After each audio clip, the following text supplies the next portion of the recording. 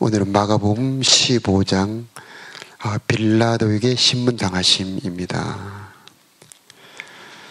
예수님께서는 겟세마네 동산에서 체포되신 다음에 끌려오는데 대제사장의 뜰로 끌려온 다음에 거기에서 이제 다시 실제적인 영향력을 가지고 있는 대제사장의 장인 가야바에게 또 끌려갑니다. 그리고 난 다음에 이제 이른 아침에 이번에는 대제사장들과 장로들, 율법학자 그리고 모든 유대 의회 공회원들이 함께 의논하고 예수님을 묻고 끌고 가서 빌라도에게 넘깁니다. 예수님의 고난은 한 번이 아니고 여러 가지 과정들이 있습니다. 그래서 체포부터 마지막 장사까지 이 연속되는 그 과정 하나하나에 구원의 능력이 들어 있습니다. 그래서 그리스도는 하나님의 능력이요 하나님의 지혜다. 예수님의 십자가가 고난이 여러 가지 고난이 수없이 들어있는데 그 고난 하나하나가 다 우리를 구원하는 하나님의 능력입니다. 저가 채찍에 맞음으로 우리가 나음을 입었다. 채찍에 맞은 것은 우리들은 모든 질병을 치료하는 구원의 능력이 들어있고요. 그 하나하나의 구원의 능력이 들어있는데 오늘은 특히 이 재판에 대해서 하나님의 구원의 능력이 들어있는데 그것을 살펴보도록 하겠습니다. 이 빌라도에게 끌고 간 이유는 사형 권한은 그들에게 있지 않습니다. 대제사장 예수님을 죽이고 싶어하는 사람들에게는 사형 권한이었고 그 사형 권한은 당시 식민지 지배의 나라인 로마의 총독 빌라도에게 있습니다. 그래서 빌라도에게 가서 고소 고발을 해서 이 사람은 사형받을 사람입니다 라고 빌라도에게 사형 판결을 받아야 사형을 할 수가 있습니다. 그래서 빌라도에게 끌고 왔다는 얘기입니다. 빌라도가 예수님께 물었습니다. 당신이 유대인의 왕이요. 그러니까 예수님은 대답하십니다. 내 말이 옳도다. 내가 말한 대로다. 자, 이 말을 하는 순간 죽음입니다. 그래서 예수님께서는 죽음을 피하지 않고 도리어 죽음을 향해 가는 것을 볼 수가 있습니다. 체포될 때부터 멀리서부터 횃불을 든 행렬들이 오는 것을 보고 얼마든지 피할 수가 있었는데 피하지 않으셨죠. 사람들이 자기에게 왔을 때 누구를 찾느냐 물어보지 않습니까? 예수를 찾소. 그러니까 내가 겁니다 하고 일부러 자기를 알려주지 않습니까? 얼마든지 죽음을 피할 수 있는 기회가 많이 있었지만 죽음을 피하지 않고 오히려 그 죽음을 향해 나가는 것을 알 수가 있습니다. 자, 3절부터 5절까지는 우리 한번 함께 읽어보도록 하겠습니다. 대제사장들이 여러 가지 말로 예수님을 고발했습니다. 빌라도가 예수님께 다시 질문했습니다.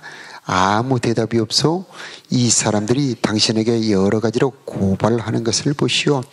그러나 예수님께서는 더 이상 대답을 하지 않으셨습니다. 빌라도가 이것을 보고 매우 놀랐습니다. 여기에서 예수님의 침묵에 대해서 우리 한번 살펴보도록 하겠습니다. 예수님의 고난의 이 과정 속에서 입을 거의 열지 않았습니다.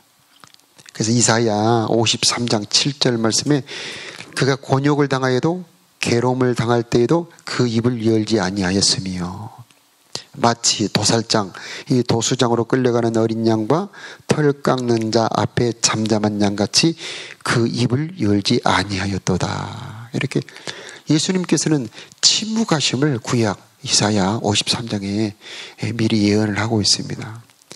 이 침묵에 구원의 비밀, 구원의 능력이 들어 있습니다. 예수님께서는 왜 침묵하셨을까요? 얼마 전까지 우리 예수님께서는 율법학자들, 사두개인들과 논쟁에서 단 한 번도 지지 않습니다. 결국 그들은 예수님이 질문할 때 그들은 아무 대답도 할 수 없을 만큼 그들의 입을 다물게 하는 그런 언변의 능력도 있습니다. 내가 예수다 할 때에 그들은 뒤로 쓰러져 버릴 정도 강력한 그런 말의 장풍 같은, 어제 말씀대로 장풍 같은 강력한 힘의 권세도 있습니다. 말 한마디로 병을 고칠 수도 있는 그런 능력이 있는 그분이 그 고소하고 고발할 때에 입을 다무십니다. 침묵하십니다. 이 침묵은 어떤 침묵일까요? 이 침묵 속에 우리들을 향한 구원의 능력이 들어있습니다. 그가 찔림은 우리 허물을 인하며 그가 상함은 우리의 죄악을 인함이라. 우리가 십자가에서 예수님께서 여러 가지에 찔리셨는데 그 찔린 것 중에 중요한 것 한 가지를 우리가 알아야 됩니다. 우리가 예수님께서 가시관에 찔리셔서 그 이마에 흐르는 피가 이렇게 얼굴을 타고 내려갔다. 그래서 가시관에 찔렸다. 그리고 큰 대못이죠. 정에 가까운 큰 대못에도 찔리셨습니다. 창에도 찔리셨고요. 그 다음에 채찍에 온몸이 상하셨죠. 넘어지면서 온몸이 또 상하셨습니다. 자, 그렇게 보이는 것에 대해서 우리가 찔리는 것은 아는데 정작 예수님을 더 괴롭게 하는 그 찔리는 것이 있었는데 그것은 말입니다. 말. 바로 고소하는 말, 고발하는 말, 조롱하는 말, 그 다음에 배신하는 말. 바로 이 예수님은 그 수많은 말에 찔림을 당하신 겁니다. 그래서 우리 예수님은 억울한 거죠. 괴로운 겁니다. 그런데 억울하고 괴로울 때도 입을 열지 아니하셨다는 것입니다. 여러분 사시면서 누가 억울한 말을 할 때에 확 이렇게 여러분의 자존심을 확 찌르는 상한 말을 할 때에 여러분 입을 다뭅니까? 확 이렇게 안 그렇다고 화를 내면서 오히려 반격하거나 공격하지 않습니까? 근데 우리 예수님께서는 지금 만왕의 왕이신 그 높으신 분이 죄인들한테 재판을 받습니다. 아무 죄가 없는 우리 의로운 예수님을 죄인들이 고소하고 고발을 합니다. 조롱하고 비난을 합니다. 그때 우리 예수님께서 입을 딱 다무신 이유는 무엇 때문이었습니까? 바로 우리를 위하여. 그가 찔림은 우리의 허물을 인하며 그가 상함은 우리의 죄악을 인함이라. 우리의 허물과 우리의 죄악을 인하여 입을 열지 아니하셨다는 것입니다. 우리 예수님을 고발하는 사람들은 여러 사람들이었습니다. 제사장도, 그 다음에 가야바도, 그 다음에 빌라도도, 그 다음에 군병들도, 그 다음에 오늘 6절부터 나오는 많은 군중들도, 그 다음에 마지막 사랑했던 제자들까지도 부인합니다. 이렇듯 예수님께서는 수많은 사람들에게 재판을 받고 고소를 당하고 고발을 당했습니다. 이 여러 가지 사람들에게 고소와 고발을 당하는 것은 우리의 여러 가지 죄악 때문입니다. 자, 우리 예수님께서 재판을 당하심으로 이제 우리는 의로움을 얻게 되는 겁니다. 그래서 우리 예수님의 죽음은 그냥 혼자 조용히 죽는 죽음이 아니고 우리 예수님의 죽음은 모든 사람과 연결이 되어 있고 우리 예수님의 죽음은 원수 마귀와도 연결이 되어 있고 우리 예수님은 하늘의 하나님하고도 연결이 되어 있어요. 그래서 우리 예수님의 죽음은 또 자연과도 연결이 되어 있습니다.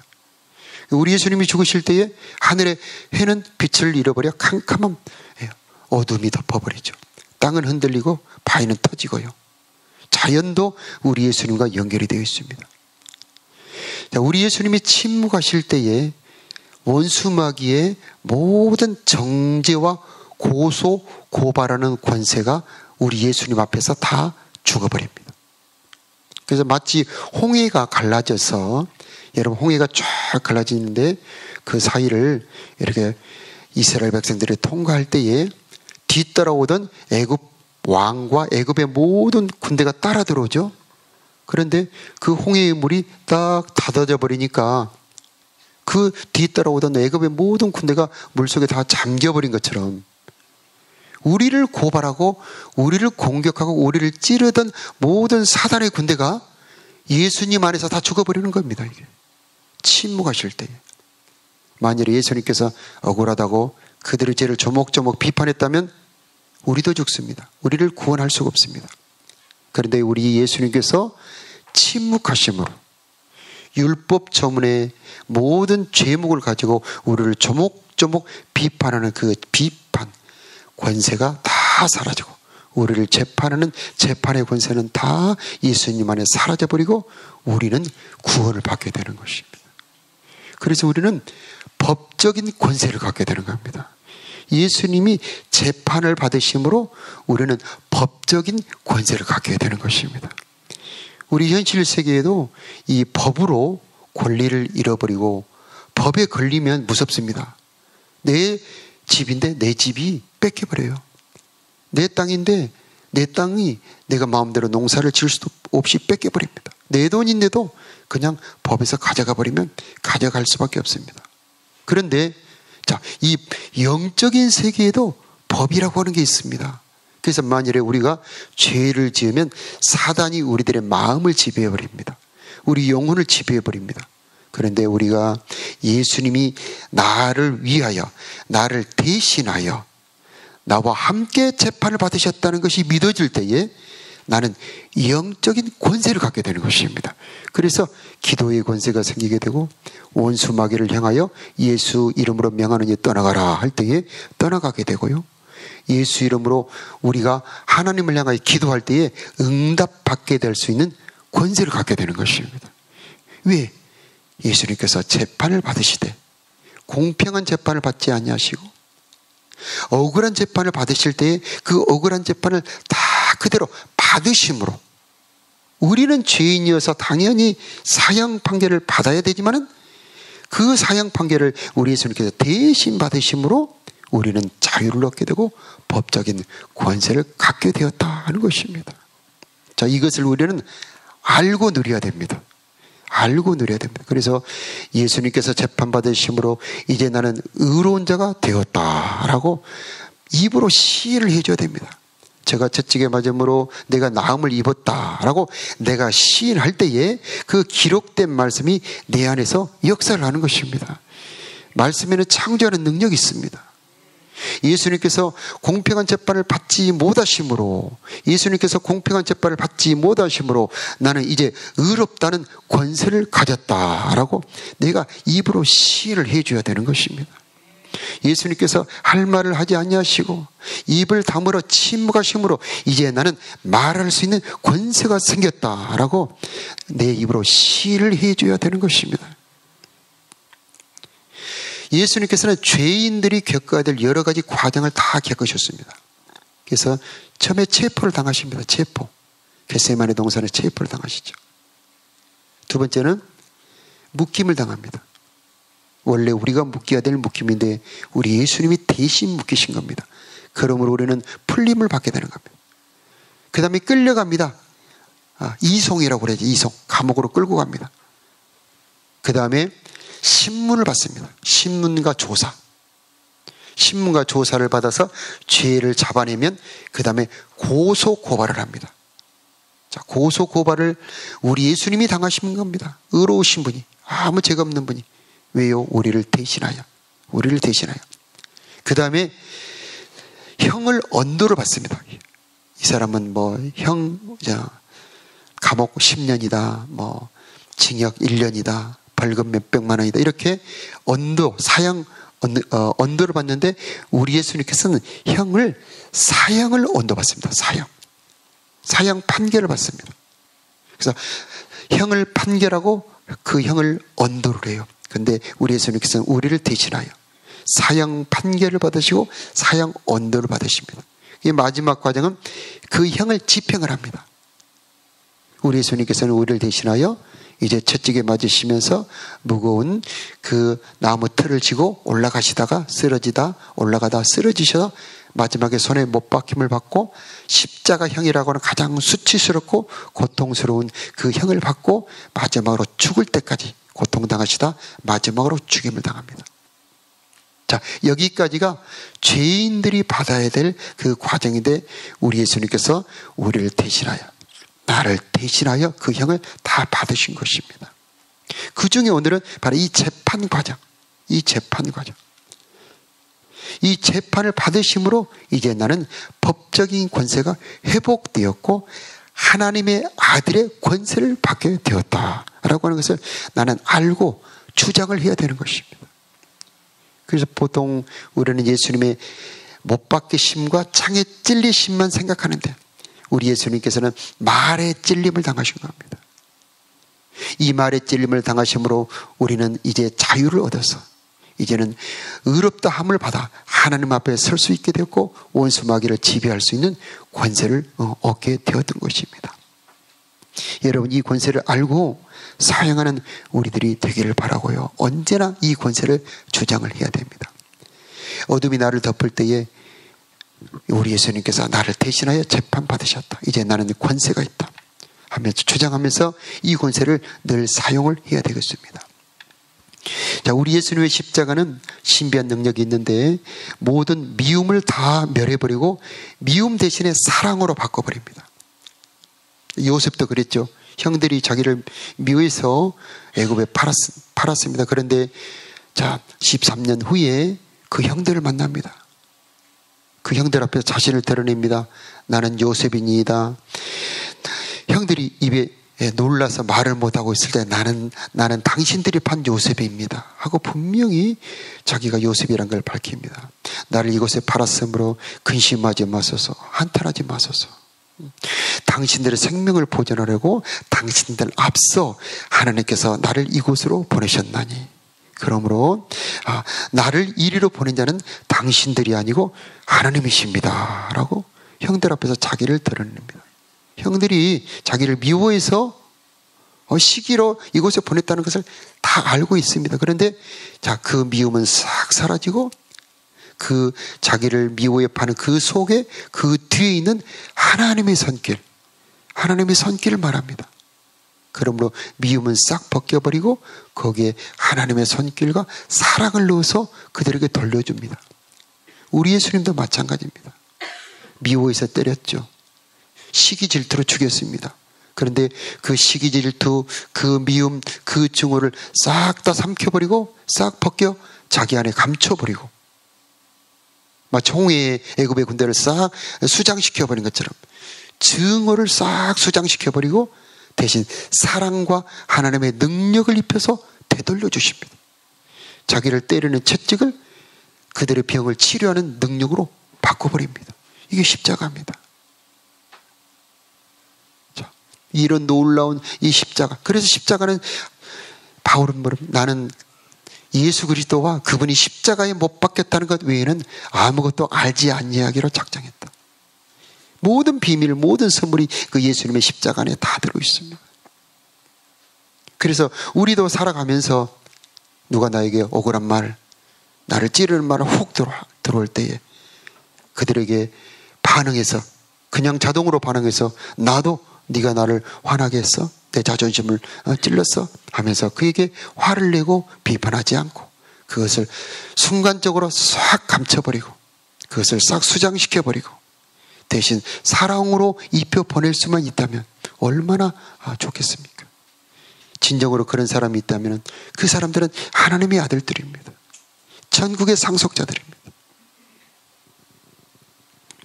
우리가 지금은 그렇게 할 수는 없겠죠. 저도 누가 나를 찌르면 얼굴 색부터 변합니다.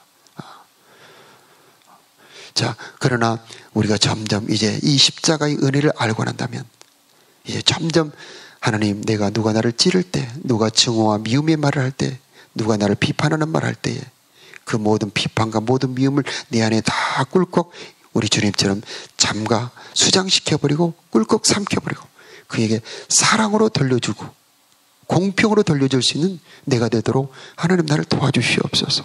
이렇게 기도해야 되겠습니다.